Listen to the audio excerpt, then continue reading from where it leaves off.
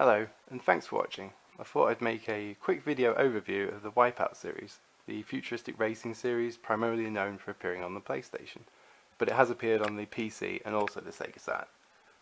The PC, I believe, only had the WipEout and WipEout 2097 released on it, and I don't think it functions on modern PCs. I don't have any versions of the PC games myself, unfortunately, but I've got a few of the PlayStation releases, a couple of Sega Saturn games, some demos, some magazines, a couple of soundtracks, and I thought I'd just show them to you if you're interested. So let's start at the beginning in 1995 with the original PlayStation game. So if you don't know, WipEout is a futuristic racing game. You're racing spaceships of a sort, futuristic Formula 1 if you will, along tracks using weapons to fight your way to finish the race in first place. It was revolutionary when it came out. One of the first truly amazing looking 3D games.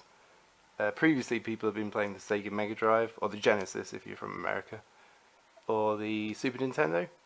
So the jump in graphics to these games was truly groundbreaking. And that's the original PlayStation 1 release. And I'm not sure about the timing, but the movie Hackers had a CG scene of WipEout in it. I'm not sure if any of you have seen that, but I think you can find it on YouTube. And it's like a tech demo of the original WipEout. It's quite cool to see, a bit different to the final product, but it's there if you want to see it. This is just another version of the original in the dual box case. That's that. And we have the Sega Saturn release. The frame rate is a bit choppy on this, and the same with 2097. They don't run as well as the PlayStation releases, but if you're a collector, it's worth checking out.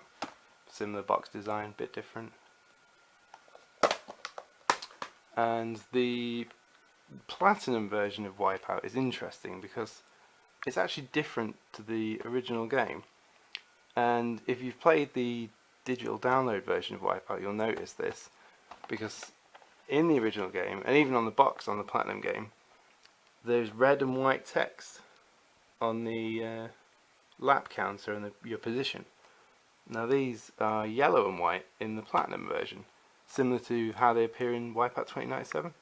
I believe there's some minor graphical tweaks as well with in-game advertising or something, so it's a bit different to the original game. And then we have what is a lot of people's favourite in the series, WipEout 2097. This is probably my favourite as well. There's something about the way it plays that's very I don't know, it's satisfying. The racing feels very smooth. They fixed a lot of issues from the first game where you bang into the sides and you don't stop. You kind of grind the sides. The track design's fantastic. The soundtrack's amazing. And that's the original release there. That explains the Red Bull here. If you're familiar with the game, you know what that's about. There's some in-game advertising for Red Bull. Not sure what that was all about, but there you go. This is the same game, but it's a rental copy that I acquired, and it's quite cool. You've got the controls on the back, all the information about the game. It's probably easier to play this than getting the original game, because you don't have to bother getting the manual out. You just check it and it's right there. 2097 on the Sega Saturn. Again, same box, sort of graphics and stuff. Done by Designers Republic, the first two games. Google them if you want to have a look at some cool art. That's that. The Platinum version. It's always cool to have a backup version of one of your favourite games, in case you scratch the disc or something. And then WipEout 3. Step up graphically. It's very smooth, plays very smooth. I think this is on a par with 2097 really. It's very good, it's just, I don't know, I can't really explain it. I think 2097 might just be a little bit better, but this one's cool. It's got a split screen. None of the others had that. It was always fun to play. And one of the best releases in the series, WipEout 3 Special Edition. This has remade tracks from the original and 2097, and a lot of content because you've got the whole original game, those extra tracks. There's some prototype tracks in there from the Japanese release as well, and if you want to play two-player Wipeout, this is the way to go. And again, just for a backup copy, I've got this double pack thing with Destruction Derby 2, which is a good game in its own right. And then we have Wipeout Fusion. This, from what I remember, this took a while to come out on the PS2, and it's quite a divisive game in the community. I know a lot of Wipeout fans don't like this one, and I think it is one of the weaker ones, but it's worth checking out. Definitely not the best, but it's not a bad game. It's worth checking out. Then we have Wipeout Pure. Now this one, to me, felt like a true sequel to Wipeout 3. It feels and it looks very similar to that. And graphically for the PSP, very, very good. Brilliant game. Probably one of the two best games on the PSP from my point of view anyway. The second being Wipeout Pulse. Now I remember when this came out, and I was very excited about this, and initially slightly disappointed. I can't explain why, but as I got further and further into it, really enjoyed it. It's got a lot of content.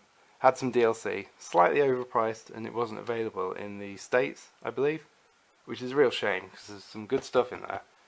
And they then released, I think I'm right in the order here, they released Wipeout HD on the PS3, and then shortly afterwards the Fury DLC came out, and then I think that's when the disc version was released after that. I'm not sure about the timing here because I know Wipeout Pulse on the PS2 came out around the same sort of time. This was only available in Europe, I believe, or the PAL territories at least. And the Pulse version on the PS2 has all the DLC in it, which is cool.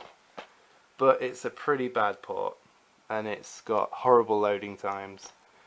On the plus side, they did add split screen, and like I say, all the content's there, so that's cool. HD Fury is fantastic. It's basically Wipeout Pure, Wipeout Pulse tracks, remixed, HD, on your PlayStation 3. And if you're familiar with the series, the WipEout Omega Collection is coming out, and that is essentially all this content, nice and shiny, on your PlayStation 4, along with WipEout 2048, which was originally released on the PlayStation Vita. The Vita is often seen as not being massively successful, and it doesn't have a huge amount of games that I'm personally interested in, and apparently a lot of other people too. But it's a really good system, and 2048 is, in my opinion, it's a good game. It's different. It's technically a prequel, which is strange, I know. If you're not familiar with the series, there is a plot line of sorts, more lore that between each game explains the plot, and 2048 is set before the original Wipeout, so it's as the sport's in its infancy. All the tracks look a bit rawer, a bit somewhere in between Formula 1 and the Wipeout later on. That doesn't really have anything to do with the gameplay though. It plays very similar to the other games. It's really fun. The Omega Collection for the PlayStation 4 looks like a fantastic upgrade of this and Wipeout HD, so that's going to be good. And I just realised I've done this in completely the wrong order, missing out Wipeout 64. This came out after 2097 and before Wipeout 3, and obviously it was on the Nintendo 64. It takes the style of 2097, but different tracks, and obviously, I'm not sure if you can see here, but 4-player split screen. Obviously the graphics take a bit of a hit when you are playing it like that, but it's good fun. It's a great game for the N64. Looks good, plays very smooth. And that's it for the main games in the series. Demos here, I've just got a few. If you remember when the PlayStation first came out, you might be familiar with this. Demo 1. This is the first one here, and one of the demos on it originally was WipEout.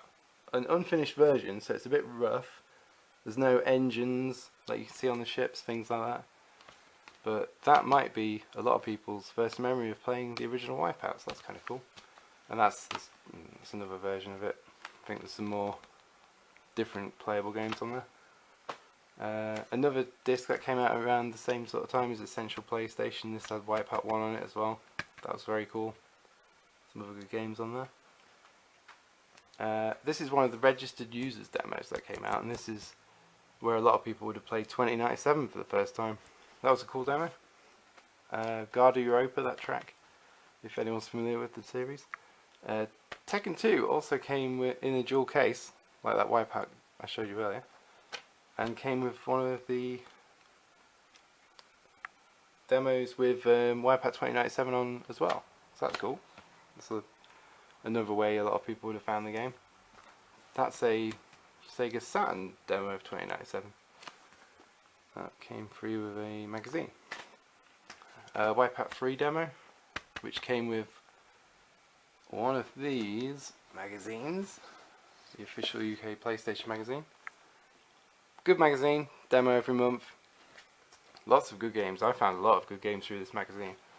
And the WipEout 3 demo is cool. I remember if you beat a certain lap time, you unlocked another ship and you got to play around with that, so that's cool. And the video Final Fantasy 8. Great. A couple of PS2 demos here. No WipEout on the covers, unfortunately. But yeah, a couple of WipEout Fusion demos. You have a zone mode demo and a regular race demo, which is cool. That's just a WipEout coaster, which is nice. Nedcon. Now I think I'm pronouncing that right. These are quite cool. This control, from what I remember, works with all three of the original PlayStation WipEouts and maybe WipEout Fusion as well. And basically you hold it like on this picture here. I can't really show you holding the camera, but you hold it like that and the middle twists. And it's just a unique way of playing with the ship in WipEout, how you control the ship in the game. It's quite difficult at first, but once you get the hang of it, it's a really unique way of playing the WipEout series. It's a lot of fun.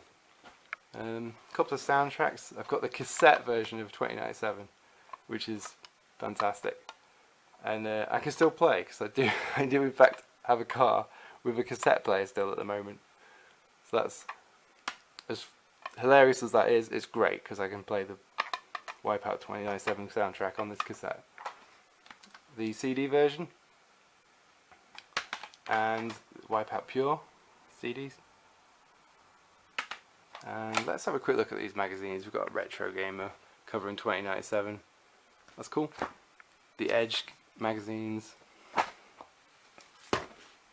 A lot of these I just collected from eBay, and it's good. It's a good read and a unique look into the past and how, for all the games in here, not just the WipEout series, it's really cool reading about that time and what people thought about these games.